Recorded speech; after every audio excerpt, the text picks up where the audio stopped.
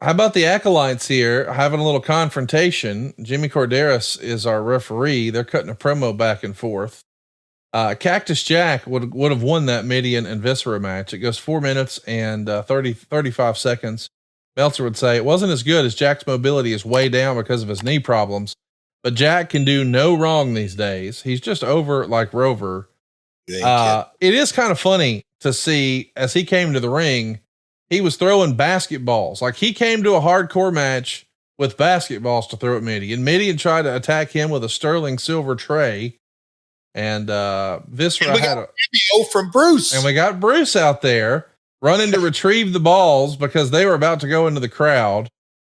And I can't believe this is real, but we also saw a China promo where she says she's on her period. We actually had a period conversation. They show a Steve Blackman video. The idea is he's coming back this time as a heel. Now we've got Bradshaw and Farouk in a lumberjack match. The Union are going to be the Lumberjacks. They're going to go 3 minutes or so. The corporate ministry is going to come out to attack the Union. The Union's going to chase them off. And Meltzer would say, except for Viscera, who was too fat and slow to move out of there. So he was hit with the lamest 2x4 shots you'll ever see. This is just entertainment. So Connie, we're watching the highest rated quarter hour in the history of professional wrestling. This is it. So this is probably 4 hours and a quarter. So this is probably Q6, 5 or 6. I'm kind of trying to look at the time code because we got So just amazing. But again, a spectacle after a spectacle after a spectacle.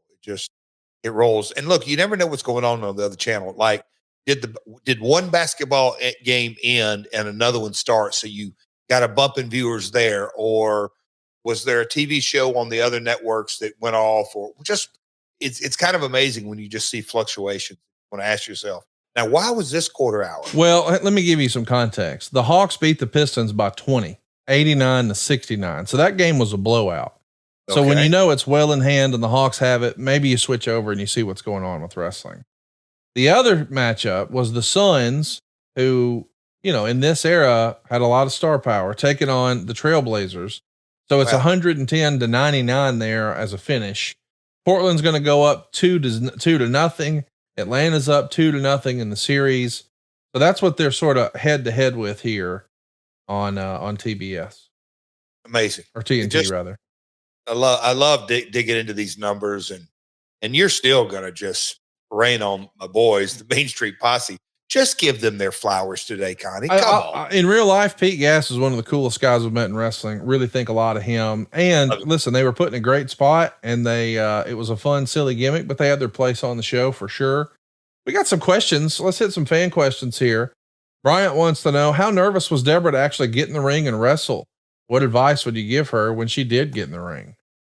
I didn't give her any advice. I can assure you that she's a legit beauty pageant type lady, not a athletic or whatever it may be. But when you watch that segment back, and like if you were to air that this day and age, two ladies who never left their feet and never got out of their high heels, and it's a title match. I'm just thankful how far how things have come. I mean, but because like you said, what was your words before we started? It's just dumb, Jeff. I'm like, yeah, that was kind of the point of it, I think. So no, I didn't give her any advice to go out there. And what advice could I give her after that's the segment? Just Sable's going to come up from behind you and rip you down to your bra and panties. Okay. And if you're going to fall, tuck your chin. Yeah. Here we see Brisco and Patterson coming to the ring, sort of half-ass in their right gear. And these guys were scene stealers. I think these were perfectly cast, two iconic characters. I mean, and two of the nicest guys you could ever meet. I can't believe we had the great fortune of having Pat Patterson with us at some of the early Starcasts and singing karaoke. And I still get to hang out with Jerry Brisco at the TNT Hall of Fame in Waterloo, Iowa. But what's fun is their entrance.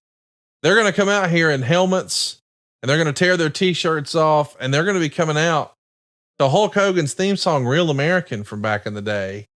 And of course, Lawler's going to have some fun and say, I think I recognize that music. Have I heard that before? I mean, really fun, tongue in cheek, because we know it's Hollywood Hogan on the other station. Let's do some more questions. We got some from our live studio audience. Doug Ritter wants to know, what was everyone in the locker room's thoughts on the Beaver Cleavage vignettes and character? Of course, that's the real life Chaz that we have seen be one half of the Headbangers. What did you think of the Beaver Cleavage vignettes and character? Another Vince Russo special. Well, during this era, that's why it's just different. It had such the appeal. Now, this is obviously my opinion, personal opinion. Val Venus, Godfather, the other edgy characters didn't have to stretch your imagination whatsoever. The Beaver Cleaver, being that it's a throwback to the most wholesome family sitcom, just an iconic sitcom, but, we'll say just making it fit professional wrestling in the Attitude Era. I thought the potential in this era was through the roof because of just that. And man, what a hard left he took from the Headbangers, and now he's Beaver Cleaver. But God, I don't even know why it didn't go anywhere. I mean, was there injury? Did Vince not like it? Did something happen? Why did it get derailed? But the nuts and bolts of the character, a throwback to an iconic family wholesome sitcom, I thought was pretty damn clever.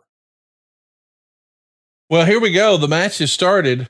Next time you see Gerald Brisco, congratulate him on drawing the highest rating in the history of professional wrestling, because this is it. As far as our regularly scheduled quarter hour. And of course, we know the overrun is actually the record, but during the regular confines of a Monday Night Raw, it's Conrad. And when you watch it, people would go, look, Brisco throwing haymakers. This looks real. People forget that they're both world-class performers. I think Pat may be top 5, one of the best bump takers in the history of the industry. He just, his timing and mind and everything, and it still showed. But the characters that they played, Tweedledee and Tweedledum, or however you want to be to Mr. McMahon, they had built this and built this and built this as we'll call it the heel stooges for Vince. And now that they're the baby faces against Shane's high school buddies, it was just entertaining as hell in so many ways. I loved it. I absolutely loved it.